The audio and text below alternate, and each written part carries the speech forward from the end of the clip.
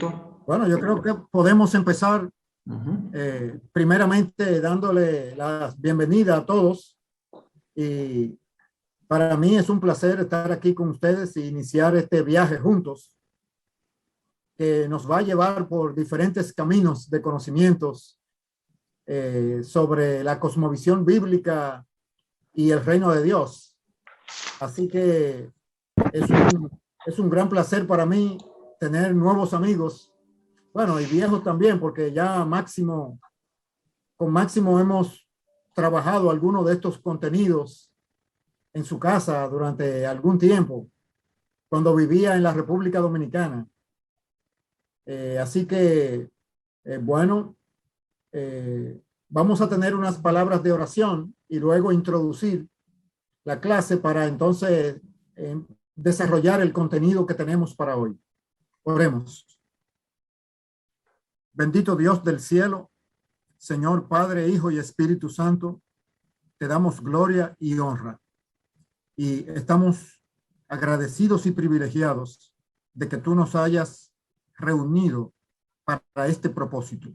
Queremos que tú lo bendigas por toda la extensión que tenga y que utilices esta oportunidad para nutrirnos, para conocerte mejor y para conocer mejor tus propósitos y servirte en ellos. Gracias por cada participante en Jesucristo. Amén.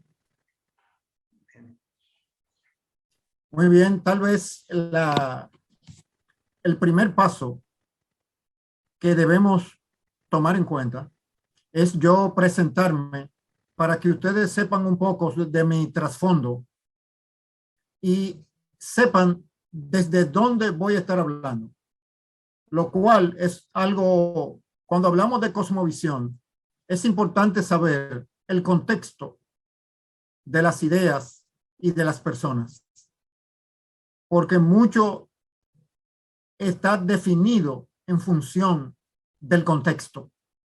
Entonces, en cuanto a mi contexto personal, yo soy dominicano, 65 años de edad. Mi oficio profesional, mis estudios fueron en arquitectura y ejercí arquitectura por varios años. Luego trabajé facilitando proyectos de desarrollo comunitario por 28 años. Tengo 11 años trabajando en proyectos de educación cristiana a nivel internacional, sobre todo en Latinoamérica, con una organización llamada Edify. Tengo experiencia pastoral de 27 años en una iglesia bautista reformada, hija de la Iglesia Bíblica del Señor Jesucristo de Santo Domingo, la IBSJ.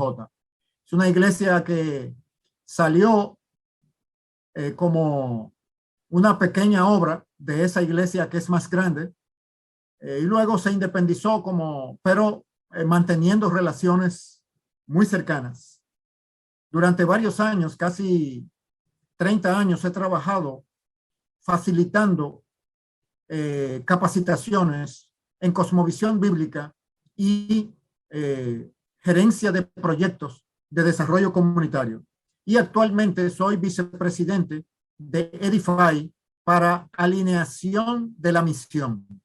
Eso quiere decir que mi rol es ayudar al presidente de la organización recomendando estrategias de cómo la organización se mantenga fiel a una cosmovisión bíblica en todos los procesos organizacionales, tanto la administración como los proyectos operativos. Estoy casado, tengo 3 hijos y 2 nietos.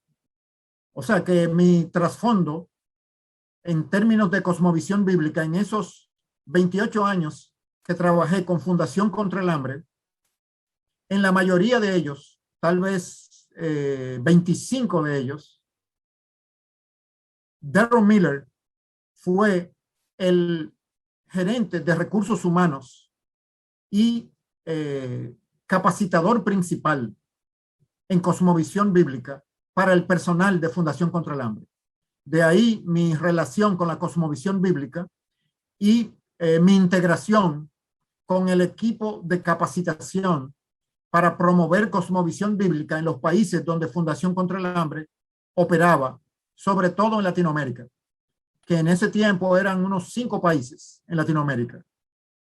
Pero el equipo internacional de capacitación que tenía base en Phoenix, Arizona, preparábamos los programas y diferentes facilitadores implementaban en África, en Asia o en Latinoamérica. Yo trabajaba con el grupo, pero implementaba más en Latinoamérica. Entonces, mi contexto es ese de experiencia de trabajo de desarrollo comunitario con una organización cristiana y de práctica ministerial y teología reformada. Es decir, que es interesante que nuestra iglesia, al igual que la iglesia bíblica del Señor Jesucristo, comenzó siendo una iglesia bautista general, por lo tanto arminiana.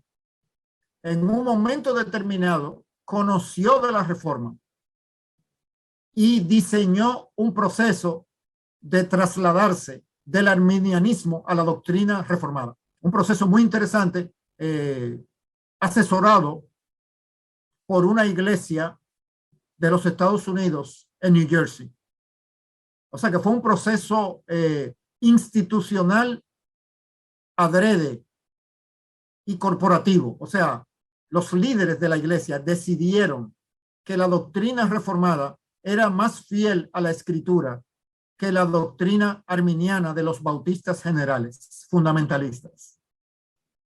Y por lo tanto, diseñaron ese traslado doctrinal de toda la iglesia. Y como nuestra iglesia era una iglesia hija, también pasamos por ese proceso, lo cual fue un proceso muy interesante desde el punto de vista de la dinámica de una iglesia local.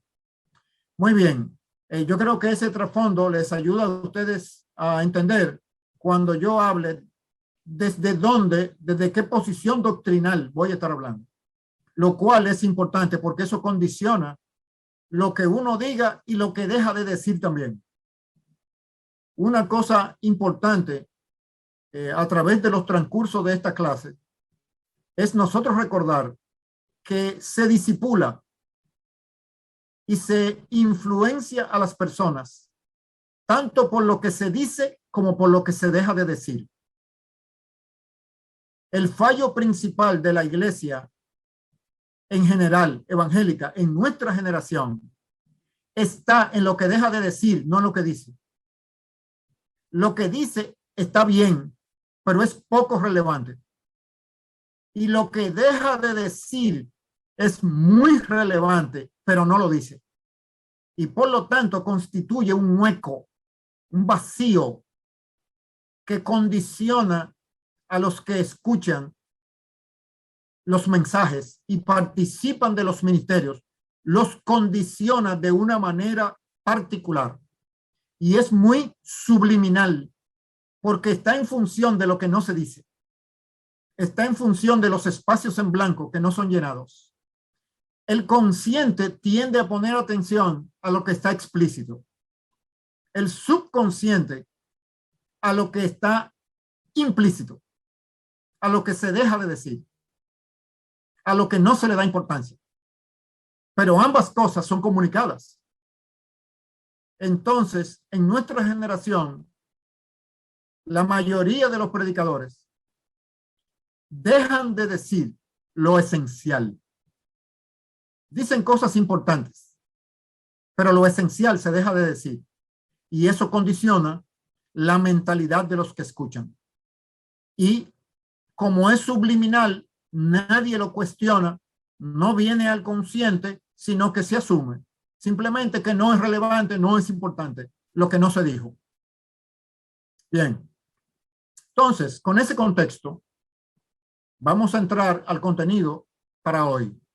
Este contenido de el video Cielo y la Tierra, el cielo y la tierra, de el proyecto Biblia, es la primera vez que yo lo utilizo en una clase de cosmovisión, porque me di cuenta que debía empezar por ahí, en ayudar a los participantes a tener una visión de contexto global de la historia bíblica, no solamente de la cosmovisión bíblica que se basa en la revelación.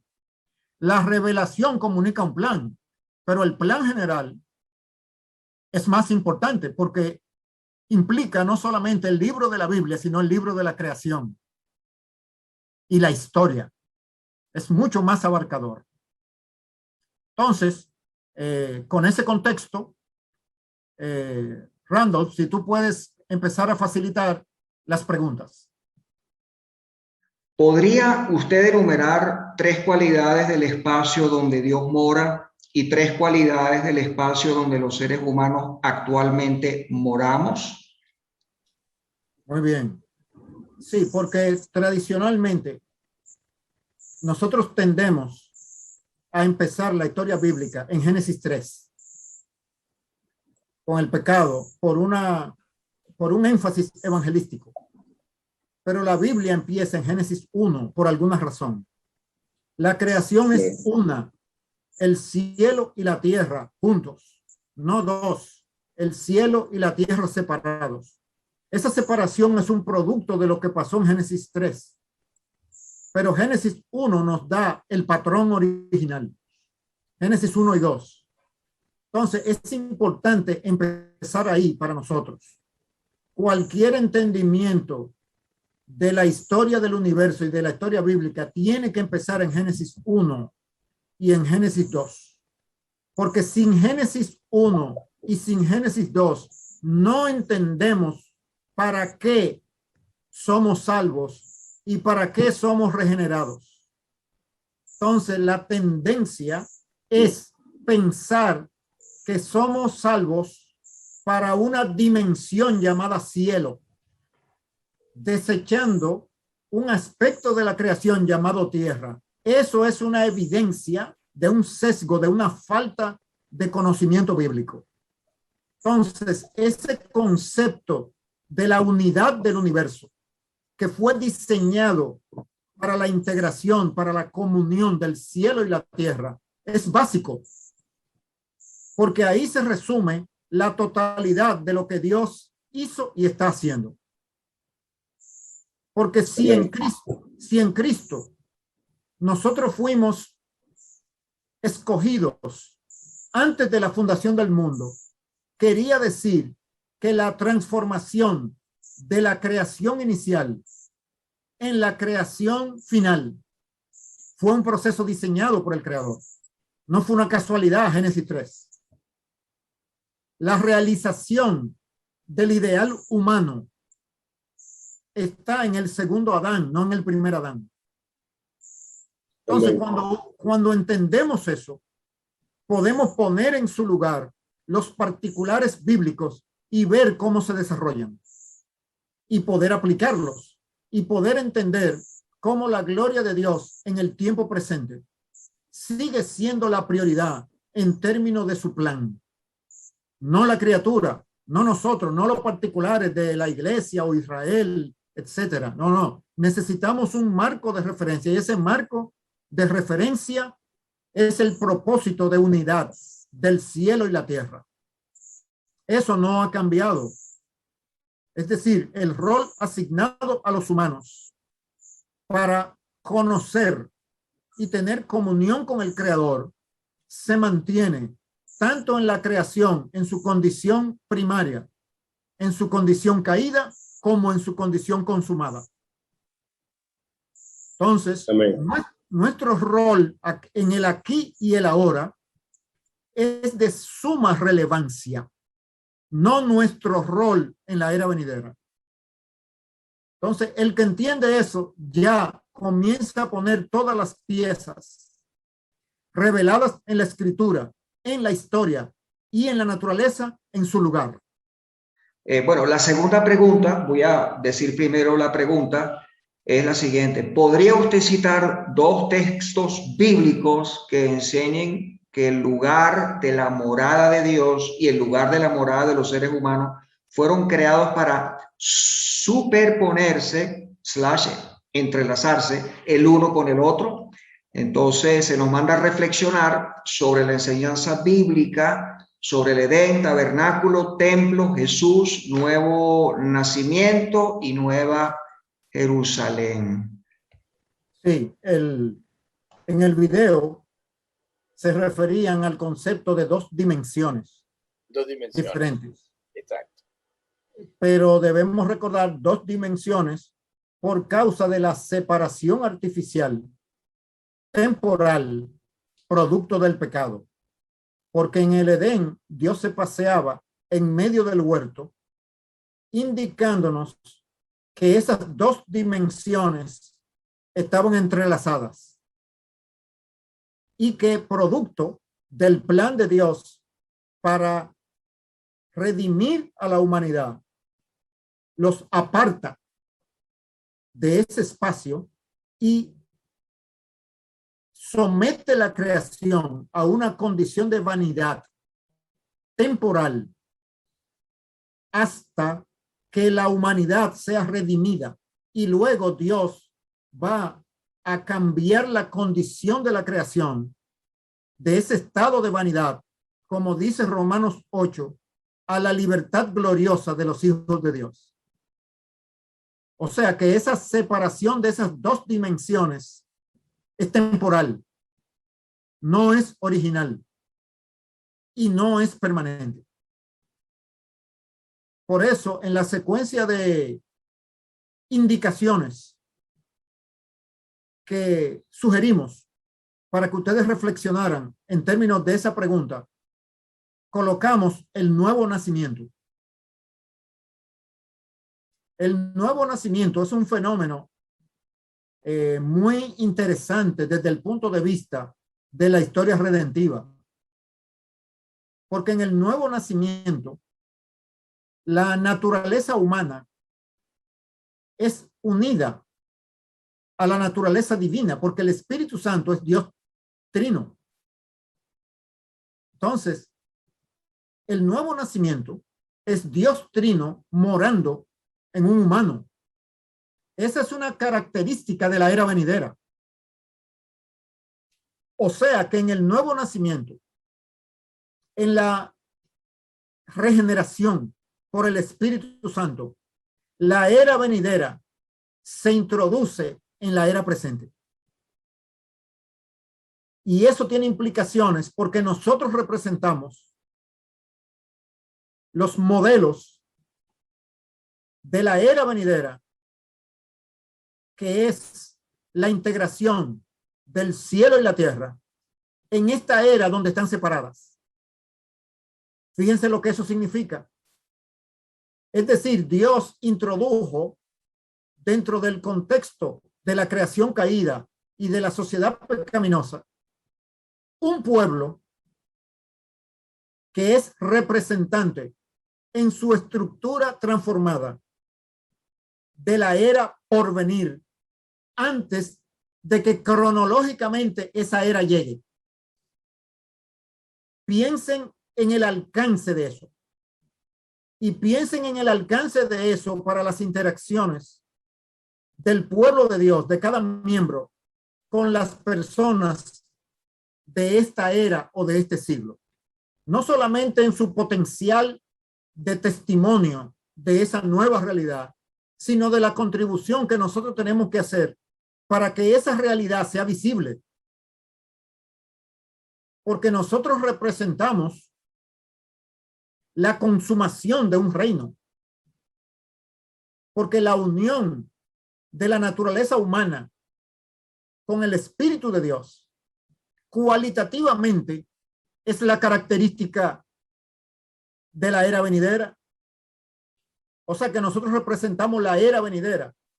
Entonces nuestras acciones de testimonio, de justicia, de misericordia, de verdad, de devoción, tienen un propósito, vamos a decirlo así, como si fuera publicitario, un propósito mercadológico, dar a conocer una realidad que está oculta.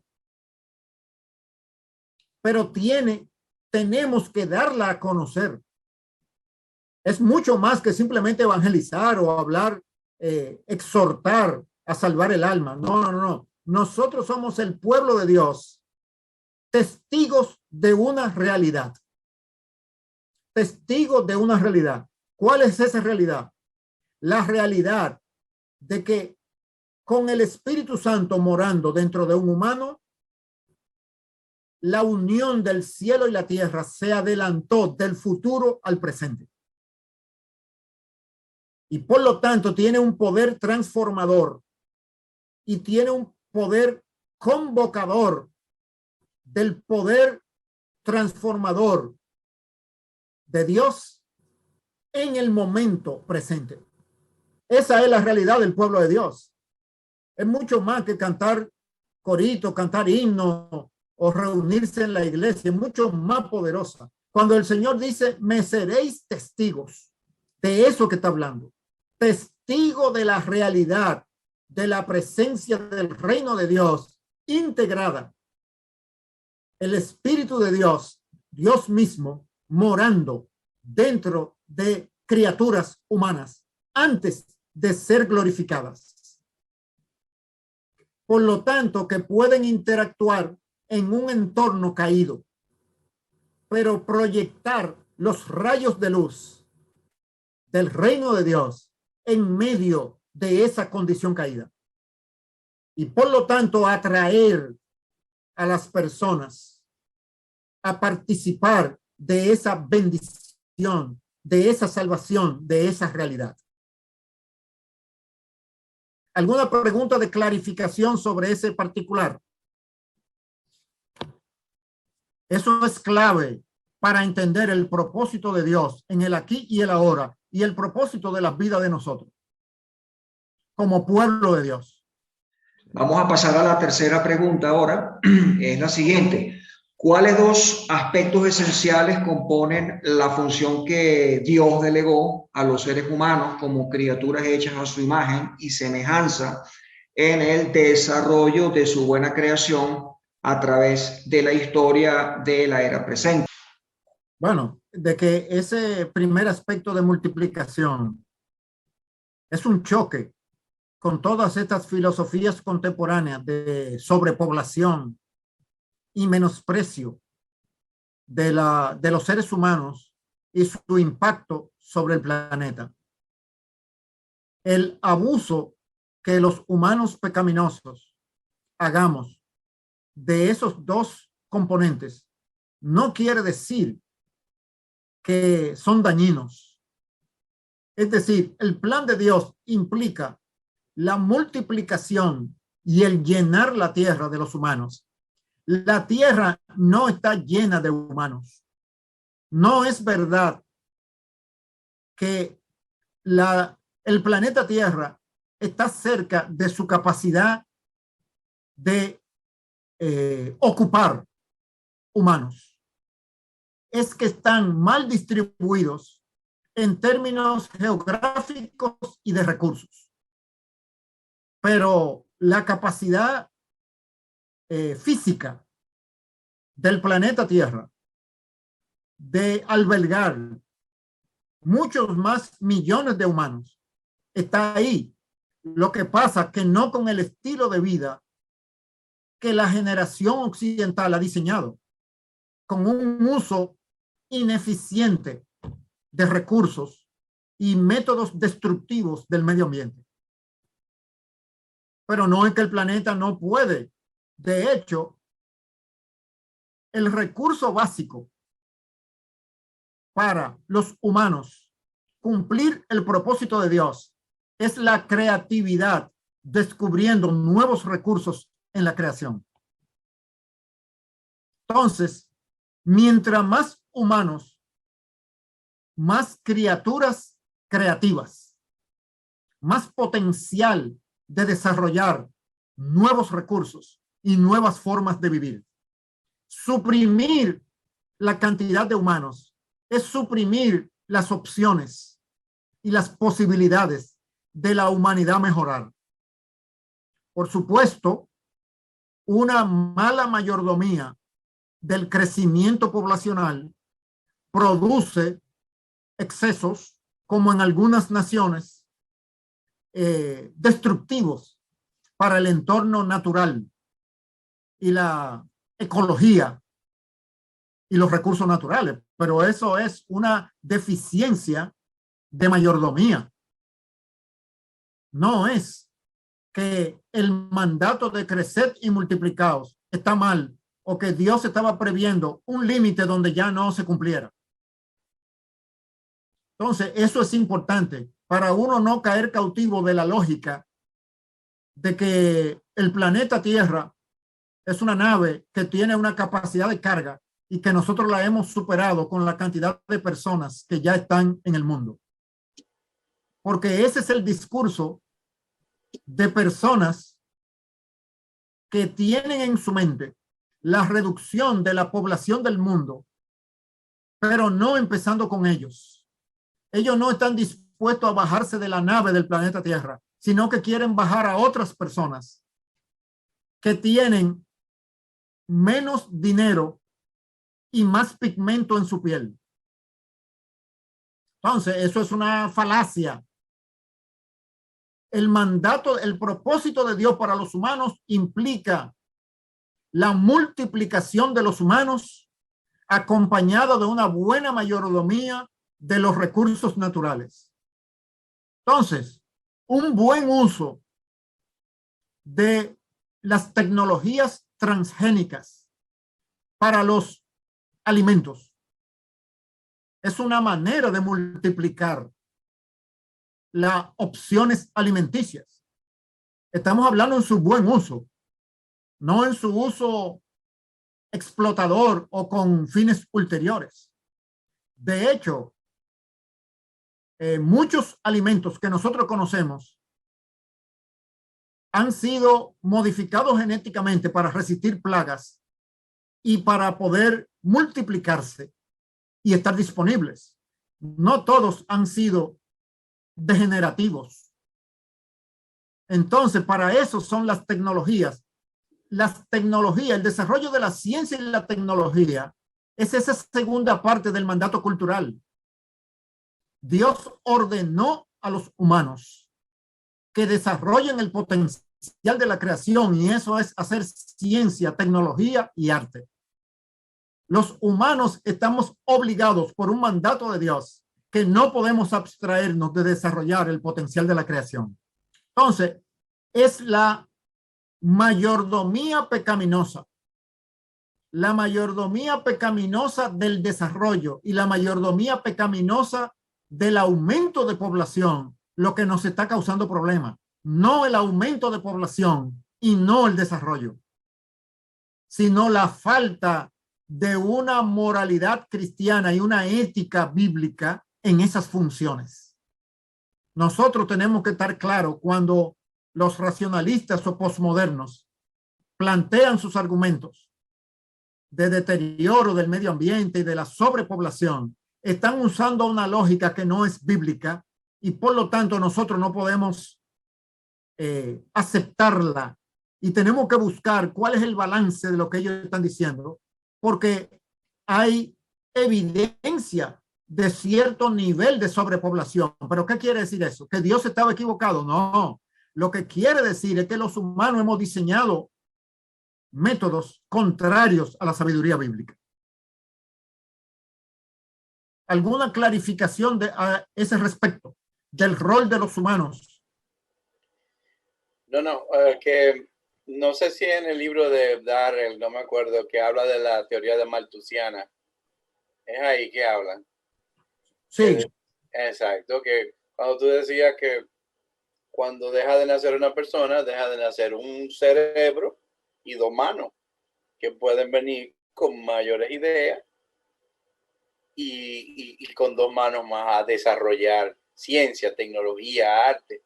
O sea que, y eso fue en el siglo, hace 2 siglos, que él decía que la comida era como proporcional, o sea, no era proporcional al crecimiento, y hubo ese temor de que la comida se iba a acabar porque iba a haber más gente y no pensaron en eso, que cada vez que nace una gente nueva, viene un cerebro nuevo y dos manos más que pueden ser utilizados para desarrollar. Bueno, y también que con tecnologías de ingeniería genética se podía multiplicar la disponibilidad de alimentos. Y si esa tecnología se usa bien y con propósitos morales, multiplica la cantidad de alimentos. En realidad, el mundo produce suficiente alimento para que toda la población presente esté bien alimentada. No es que carecemos de alimento, es que están mal distribuidos. Los poderes mundiales lo tienen distribuido de una manera que un grupo se sobrealimenta y otro grupo se muere de hambre. Entonces, eso es una consecuencia del pecado, pero no es consecuencia del diseño de Dios. Creo que se produce comida como para 10.000 millones de habitantes. Claro. Pero por los mercados se caen los precios si tienen que botarla o lo que sea. No, pero la cantidad de alimentos que en los países industrializados se desperdician solamente porque llega la fecha de vencimiento industrial. Eso es una cantidad enorme, pero cantidades. Yo conozco personas en los Estados Unidos pobres que han pasado por periodos de pobreza material, que se han alimentado por años de lo que los supermercados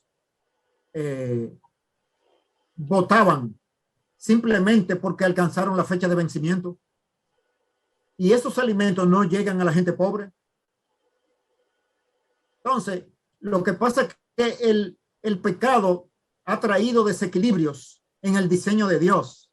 No es un problema del diseño de Dios, es un problema de la falta de sabiduría y mayordomía de los sistemas humanos. Eso es lo que nosotros tenemos que entender cuando entendemos el rol diseñado por Dios para los humanos en su creación. La cuarta pregunta es, ¿cuál es el resultado o producto del trabajo de los seres humanos cumpliendo la tarea asignada por Dios frente a la creación natural y la sociedad humana? Bueno, como todavía yo no he dicho nada, pues sí, voy a tratar de responder esta pregunta. Y yo creo que ya con lo que el hermano Luis Sena ha comentado y ustedes también, más o menos hay cierta idea, ¿no? El resultado de los seres humanos cumpliendo, obedeciendo cabalmente el mandato cultural, pues es la civilización humana, es la cultura. El propósito de Dios, ¿cuál era? Bueno, que toda la tierra fuera llenada con imágenes de Dios, cumpliendo con los roles que le tocaba. De manera que todo lo que se produjera en esta tierra, el producto del trabajo humano, era para darle gloria a Dios, que todo ese desarrollo glorificara a Dios. Eso obviamente antes de la caída. La pregunta 5. Bíblicamente, ¿cuáles son los 3 roles de Dios frente al proceso de transformación de la creación presente en la nueva creación, teniendo en cuenta la condición caída de los seres humanos y la sujeción a vanidad de la creación? Sí, la pregunta solicitó 3 roles, no los 3 roles. Ok, no quiere decir que son 3, sino del conjunto 3. Pero si nosotros reflexionamos toda la historia del universo, es el diseño de Dios para este propósito. O sea que la función de creación, de gobierno providencial, la función de desarrollar y llamar una nación testigo, la encarnación, como dijo Leti, la muerte en la cruz, la resurrección, la ascensión,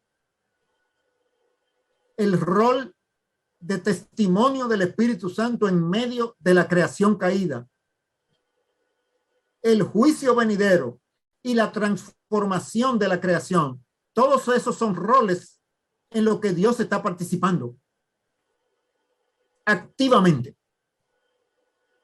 Entonces, cualquiera de ellos, cualquiera 3 de esos, uno podía escoger, pero lo importante es ver el conjunto de que el diseño fue empezar una creación y consumarla. Y en el interín, la interacción con la criatura lleva a la condición de la entrada del pecado, pero ya era conocida. Por eso, la redención de los redimidos ya estaba prevista desde antes de la fundación del mundo. ¿Qué quiere decir eso? Que era un diseño previsto. No fue un inconveniente. Génesis 3 no fue un inconveniente que se presentó en el camino. Ya estaba diseñado. Entonces, lo importante es que Dios está intensamente activo en el camino de la creación a la consumación de la creación. La sexta pregunta tiene que ver con el mandato cultural. La pregunta es si esa función delegada por Dios a los seres humanos fue abrogada o eliminada después de la caída por el pecado, o es que el mandato cultural sigue vigente. Entonces, si sigue vigente o no, ¿cuál es la respuesta y por qué? Como ustedes claramente han entendido, bíblicamente se mantiene, pero aquí entra el rol que hablamos de los humanos redimidos. El pecado ha alterado esa realidad en los hombres caídos, pero cuando venimos a Cristo, nosotros no venimos a Cristo para esperar el cielo, sino para recuperar ese mandato. De ahí el gran vacío ministerial de la iglesia contemporánea, que se orienta a propósitos religiosos, no a propósitos culturales. Cuando el mandato para los seres humanos es cultural y el mandato para los humanos redimidos es cultural, no religioso.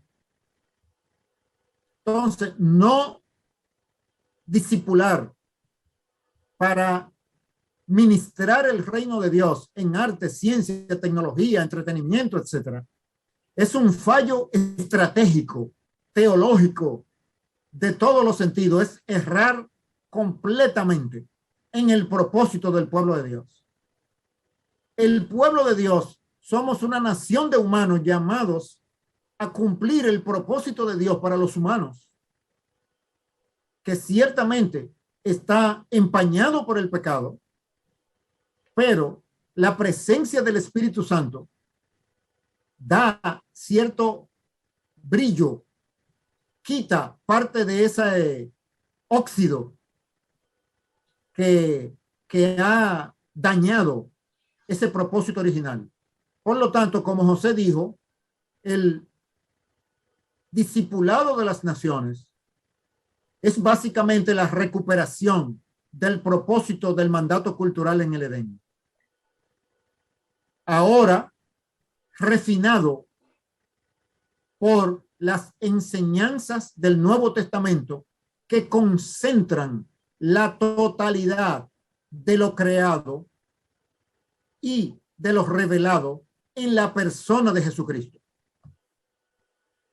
Eso tiene una importancia grande, porque todo lo que el pueblo de Dios era y todos los letreros que apuntaban al futuro de la redención se concentran en la persona de Cristo. ¿Pero para qué? Para que a través de nuestras actividades culturales su señorío y su gloria se dejen ver. No a través de las palabras religiosas de los evangélicos. No. A través de los productos culturales de los miembros del pueblo de Dios. Entonces tenemos que el discipulado de las naciones es el relanzamiento en Cristo del mandato cultural de Génesis 1:28. Si entendemos eso, tenemos claridad de cómo se conecta esa trayectoria que Dios está trazando y que a la luz de Apocalipsis 21 sabemos dónde termina. Los productos culturales del mandato cultural y del discipulado de las naciones tendrán su lugar en la Nueva Jerusalén. no son desechos de la era venidera, son insumos para la era venidera. Como Darren Miller y otros lo dicen, los productos culturales de la historia humana adornarán las paredes y las calles de la ciudad celestial, transformados, pero no destruidos. Todo lo que los humanos hemos producido que exalta la buena creación de Dios y la ha desarrollado, serán transformados y localizados en la Nueva Jerusalén. Entonces, todo el trabajo cultural, técnico, científico, artístico, desarrollado por los creyentes conscientemente para el honor y gloria de Dios, está encaminado a la continuidad de esta era a la era venidera, incluyendo mediante la gracia común los logros de los inconversos que produjeron exaltación del potencial de Dios en su creación. O sea que en la era venidera serán transformados no solamente las obras de los creyentes, sino también la de los inconversos que produjeron gloria a Dios y exaltación de su persona en su creación. Bueno, vamos a la pregunta número 7. ¿Cuáles serían los 4 elementos de la estrategia de Dios para recuperar las condiciones de unión de su persona con su creación humana y natural para superar los obstáculos de la maldad y el pecado? Bueno, sí. De ese conjunto,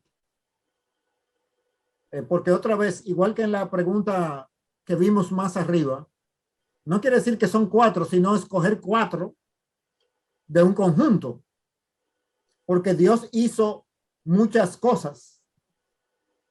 Dios, para recuperar lo que pasó en Génesis 3, hizo muchas cosas. Lo primero es que separó su morada de la morada de los hombres, de los humanos caídos. Sometió la creación a vanidad. Destruyó la generación antediluviana.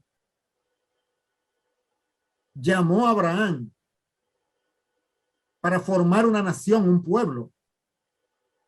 Nutrió a ese pueblo en Egipto. Lo saca y lo introduce en la tierra prometida. Les hace vivir un reino unificado. Luego trae juicio sobre ellos. Y nunca ellos se recuperan de ese exilio. Porque nunca más la gloria de Jehová volvió al segundo templo.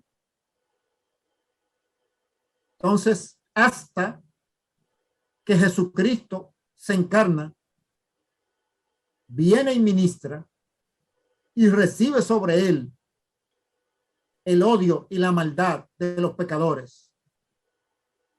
Todo eso, su resurrección, su ascensión, todos esos son elementos de la estrategia, como dijeron ustedes, la iglesia, un pueblo testigo, y lo que está transcurriendo hoy en día, el testimonio del reino a todas las naciones. Es decir, todos esos procesos, la segunda venida, el juicio de las naciones, la condenación eterna y los cielos nuevos unidos a la tierra nueva. Todo ese panorama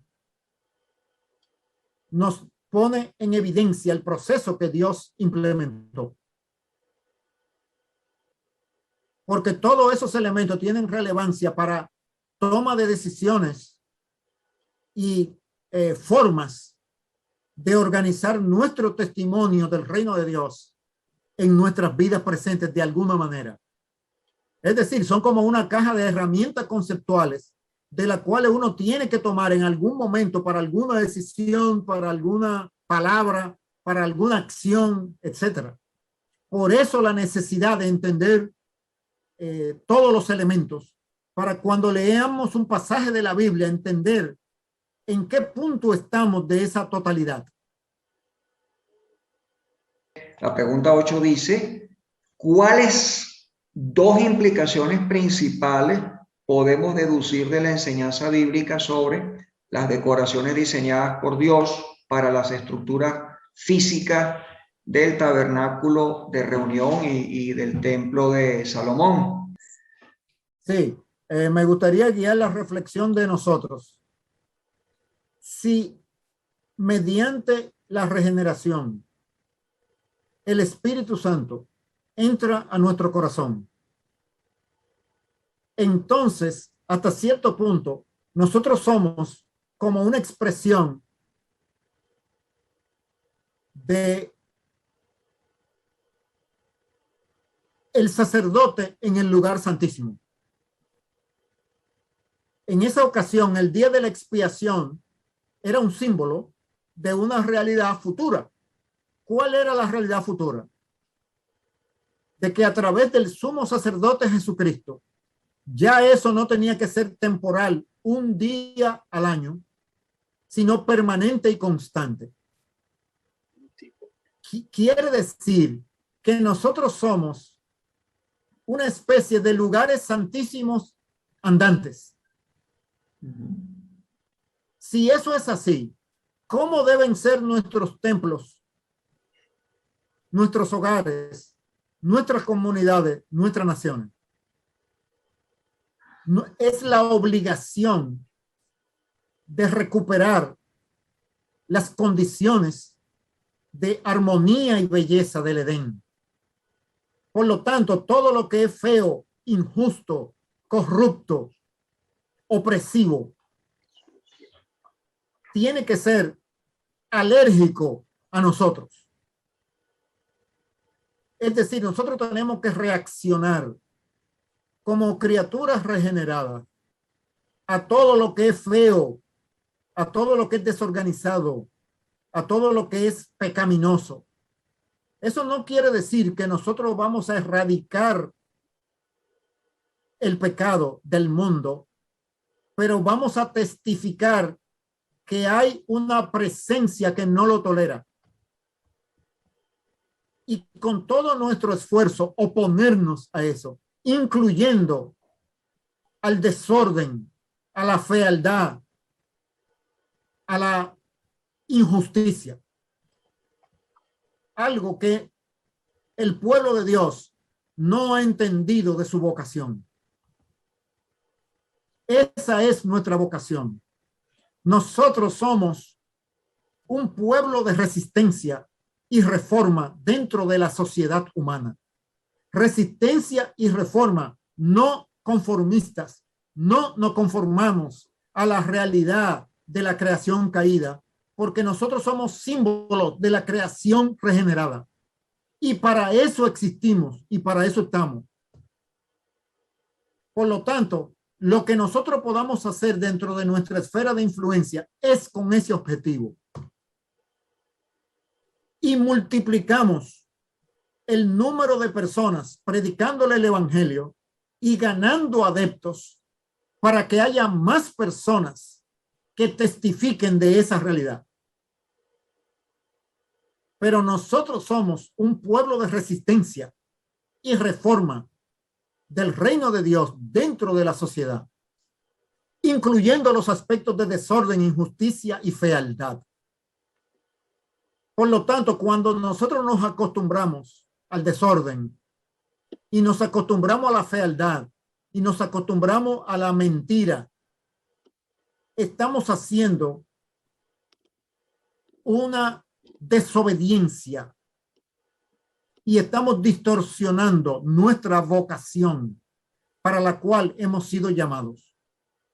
La vocación de la que habla la Escritura, de que hemos sido llamados, no es una vocación religiosa, es una vocación de un camino, de un sistema de vida, de una identidad.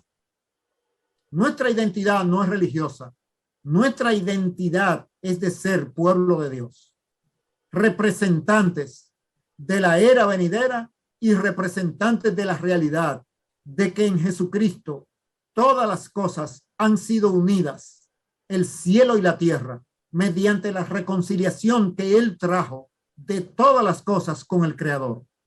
Eso es algo fundamental de nosotros entenderlo y que se mantenga como un estandarte delante de nosotros. Nosotros representamos todo lo contrario de la creación caída. Nosotros tenemos que recuperar dentro de nuestros esfuerzos todo lo parecido a lo que era el Edén dentro de nuestra área de influencia.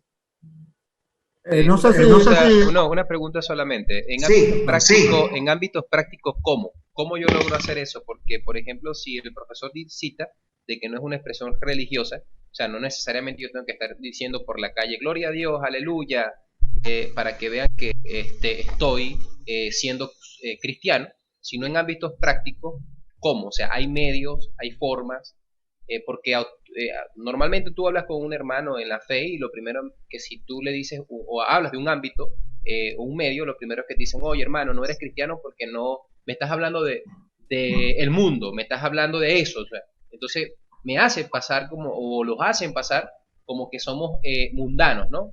De manera pecaminosa. Entonces, ¿cómo de manera práctica yo puedo extender el reino de Dios? O sea, ¿cómo?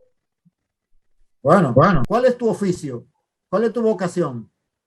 Bueno, mi oficio, trabajo en una colina en el caso de la enseñanza de niños en materia de la Biblia, o sea, historias bíblicas de manera práctica, pero también trabajo como voluntariado en una esfera, una academia política, en lo cual se encarga de en la educación, cuáles son los sistemas que han afectado a los países a que vayan o se inclinen radicalmente a la pobreza y cuáles son los sistemas no perfectos, sino aquellos sistemas que establemente pueden tener a los países tranquilos, prósperos, limitados de las tiranías. Entonces, esa es mi vocación y a veces la gente me dice, no, lo que tú no estás extendiendo el reino de Dios, o sea, eso no es cristiano. O sea, en el ámbito de la política lo asocia más en materia como un algo religioso.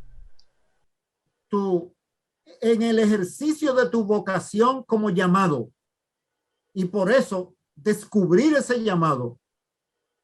Cuando hablamos de llamado, quiere decir que alguien llamó. Dios llamó y nosotros respondimos. Eso es lo que es una vocación. No es un empleo.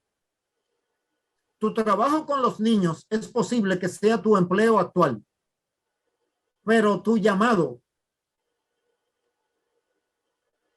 es al campo político, por lo menos conceptual hasta ahora.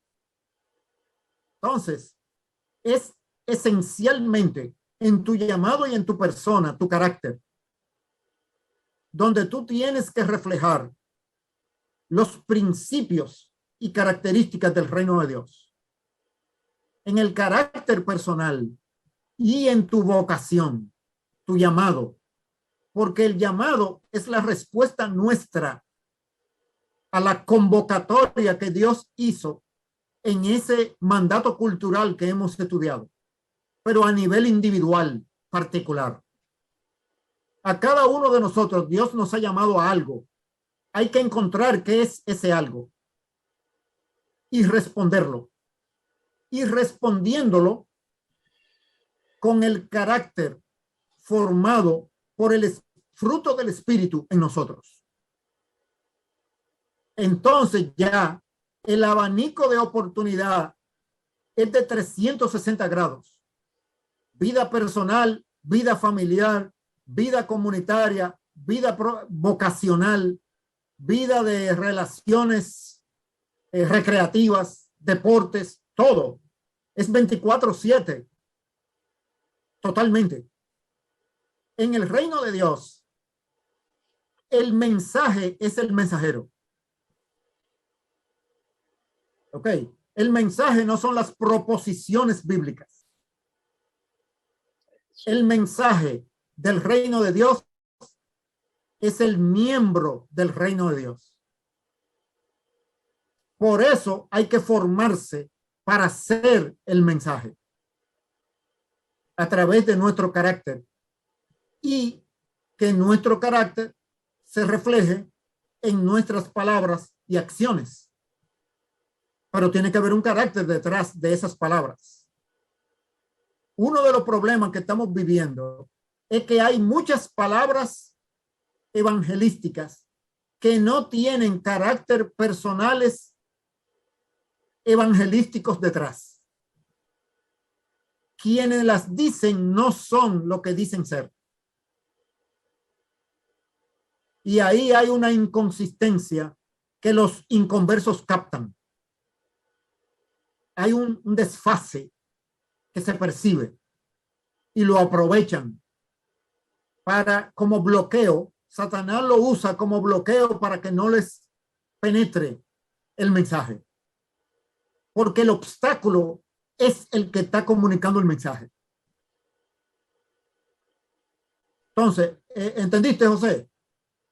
El carácter y la vocación son los medios y las oportunidades es la vida completa. Sí, sí, muchas gracias, profesor. Sí, es por eso mi pregunta, ¿no? Allí cuando estaban conversando, pero sí, ya lo comprendí perfectamente. Ok. La pregunta número 9, ¿qué significado esencial tiene dentro del plan de Dios para restaurar su comunión con sus criaturas y su creación el hecho de que Él se encarnara como un ser humano y compartiera el espacio de la morada de los seres humanos, constituido por materia, energía, espacio y tiempo? Sí, el cristianismo evangélico contemporáneo se centra en lo espiritual, menospreciando lo social y lo físico. La encarnación exaltó lo físico y lo social para decirnos muy claramente que la creación de Dios es integral y que Dios valida el cuerpo físico al punto de que lo asumió para sí. Piensen por un momento lo que eso significa. De ahí en adelante, desde el momento de la encarnación, desde el momento de ese pesebre en Belén, el creador del universo adoptó para sí la forma humana y ya nunca más se separó de ella. Ya es parte. Él vino a formar parte de lo físico y de lo social. Entonces, ¿cómo es que nuestra visión teológica evangélica menosprecia lo social y lo físico de la sociedad humana y sobreexalta lo espiritual como si ese fuera el pensamiento de Dios? Ese pensamiento no es de Dios, ese pensamiento es griego, pagano. Esa separación de lo espiritual con lo físico y lo social. La encarnación es el testimonio más fuerte que nosotros tenemos de la validación que Dios le da y el aprecio y la alta estima al cuerpo físico y a las relaciones sociales de los seres humanos. Sí. La pregunta número 10 dice, ¿qué implicación tiene para nuestro cumplimiento el propósito de Dios en nuestras vidas y en nuestras comunidades? Entre paréntesis, discipulado, el hecho de que Jesús se constituyera en el reemplazo del templo de Jerusalén y de su sacrificio expiatorio. Sí, que en la totalidad de nuestra vida cultural, el eje transversal tiene que estar enfocado en una persona, en la persona de Jesucristo y su gobierno soberano sobre todas las esferas de la vida. Ese es el eje. Todo lo otro es secundario. Iglesia, culto, Biblia, era venidera, salvación, todo eso son consecuencias. No que no sean relevantes, pero no más relevantes que la persona de Jesucristo, quien es el eje, el centro del mundo.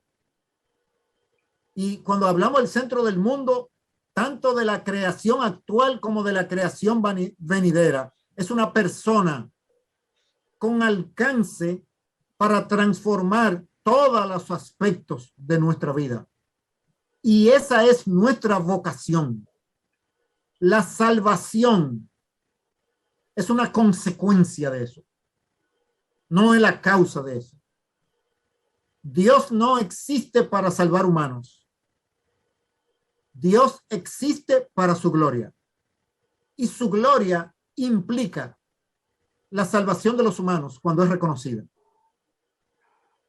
Entonces, nuestra tarea es hacer cultura, actividades que tengan un centro, un eje, un foco, la persona del Señor Jesucristo. Y eso tiene implicaciones. ¿Cómo hacemos política? ¿Cómo diseñamos estados y gobiernos civiles con Jesucristo como centro? Ese es el rol de los políticos cristianos. ¿Cómo diseñar sistemas económicos y actividades económicas que tengan como eje a la persona de Cristo y su señorío? Ese es el objetivo del hombre de negocios y de los empresarios. ¿Cómo diseñar sistemas educativos que tengan a Jesucristo como centro de la enseñanza y el aprendizaje? Ese es el rol de los educadores cristianos. Toda la actividad cultural humana, todo ese mandato cultural en Jesucristo recibió un foco, un centro, un eje. Jesucristo no es simplemente el tema religioso de los cristianos. Es el centro del universo. Y a partir de ahí, nosotros diseñamos actividades culturales según nuestra vocación. Vamos a empezar por la 11. ¿Cuál es la condición bíblica indispensable que define la presencia del reino de Dios en la vida de una persona, una familia, una iglesia, una organización, una empresa o una comunidad? Y muy importante, entre paréntesis, un pasaje bíblico que evidentemente nos lleva a la respuesta, ¿no? Mateo 6:10. Bueno, de que en un taller de mecánica, donde se cumple la voluntad de Dios, se manifiesta el reino. Y en una iglesia, donde existe envidia, tensión entre los miembros del liderazgo y los miembros de la iglesia, el reino de Dios está reducido y puede llegar a ser inexistente, como lo vimos en la enseñanza del Señor Jesucristo a las 7 iglesias en el libro de Apocalipsis. El Señor puede retirar su candelero de una iglesia. Una iglesia puede no contener o ser expresión del reino de Dios, pero un taller de mecánica sí. Entonces nosotros tenemos que corregir esa idea de que el reino de Dios está presente nada más donde las actividades religiosas se hacen. No, es donde se cumple la voluntad de Jesucristo, independientemente de cuál esfera o institución de la sociedad estamos hablando. Sí, y si, como dice Rubén, está realizado por personas regeneradas, van a manifestar, aunque sea una empresa de venta de cosméticos, el reino de Dios. Y es posible que en un seminario para entrenar pastores, donde predominen la envidia y las tensiones interpersonales, ese reino esté muy reducido o inexistente. Wow. Y vamos a finalizar con la pregunta 12, ya para terminar con este primer día. ¿Cómo interpreta usted la similitud entre el jardín del Edén con la Nueva Jerusalén? O sea, ¿hay similitud? Sí la hay. ¿Cómo se interpreta esa similitud? ¿Qué tienen en común y cuál es el significado esencial, su diferencia? Bueno, la diferencia entre el huerto y la ciudad, además de lo que Máximo apuntó del cambio estructural en la condición de los humanos, apunta a la cantidad de artefactos culturales implicados en el concepto de ciudad. El huerto estaba como un diamante en bruto. La ciudad será como un diamante cortado y pulido, es decir, lleno de todo el conocimiento producto del desarrollo de la creación de Dios. Ingeniería genética, controles remotos, física cuántica, aviones, todo lo que los humanos han hecho desarrollando el potencial de la creación será refinado, será el punto de partida. Por lo tanto, ese es el eje conceptual entre lo que es un huerto, potencial sin desarrollar, y la ciudad, potencial desarrollado, por lo menos de esa primera fase de la creación. O sea, qué interesante. Básicamente lo que tenemos son dos palabras que nos indican a nosotros esta gran verdad: huerto y ciudad. Es muy diferente un huerto que una ciudad, evidentemente, ¿no? Y aquí se pone en evidencia lo que está en Apocalipsis capítulo 21, ¿no? Claro, pienso yo, es difícil para nosotros ahora imaginarnos cómo va a ser eso, ¿no? Toda esa sumatoria de todo el desarrollo humano a lo largo de toda la existencia va a estar allí. No sabemos de qué manera, ¿no? Pero bueno, es un misterio, pero va a estar allí, va a estar allí. Sí, de una manera literaria, artística. C.S. Lewis lo reflejó en uno de sus libros de Narnia, La Gran Batalla. Cuando ustedes tengan la oportunidad de leerlo, van a ver cómo C.S. Lewis interpreta artísticamente la experiencia de sus protagonistas, comparando su territorio natal, Londres, con el Londres que ellos encontraron en la tierra de Aslan, la Nueva Jerusalén. ¿Y por qué se le parecía tanto? Ellos sentían que conocían ese sitio, como que habían vivido ahí, no era exactamente, pero como que habían vivido ahí, porque en la ciudad celestial estaba lo mejor de Inglaterra. Y como ellos eran ingleses, por eso les resultó tan familiar, porque ellos conocían algo de lo que estaba ahí. Entonces, C.S. Lewis nos traslada a ese, de una manera literaria, artística, nos ayuda a tratar de entender ese pensamiento.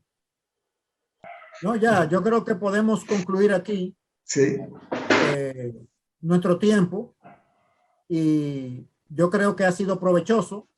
De todas maneras, estamos iniciando nuestro ritmo y nuestra secuencia en términos del número de preguntas, etcétera, cuánto tiempo más o menos nos toma la interacción para ir afinando y mantenernos dentro de los parámetros.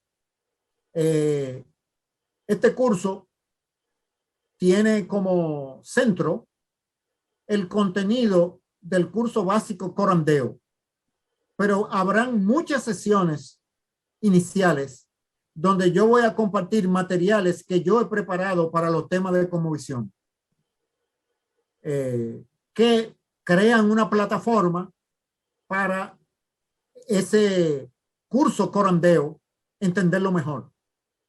Pero esas lecciones iniciales van a contener mucho material que yo he recolectado de muchas fuentes diferentes. Y yo creo que puede servirnos.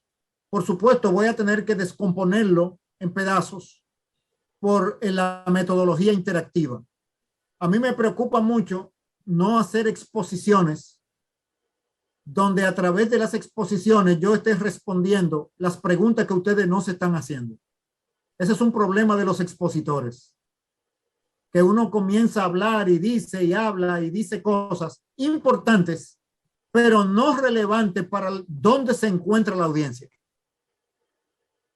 Entonces, por eso el método interactivo, porque el método interactivo nos permite ir de acuerdo a donde estamos nosotros. Y eso es muy importante, esencial. ¿Qué cantidad de conocimiento no hemos sido expuestos nosotros en conferencias que no han hecho diferencia en nosotros? Porque los conferencistas estaban hablando, respondiendo las preguntas que nosotros no nos estábamos haciendo.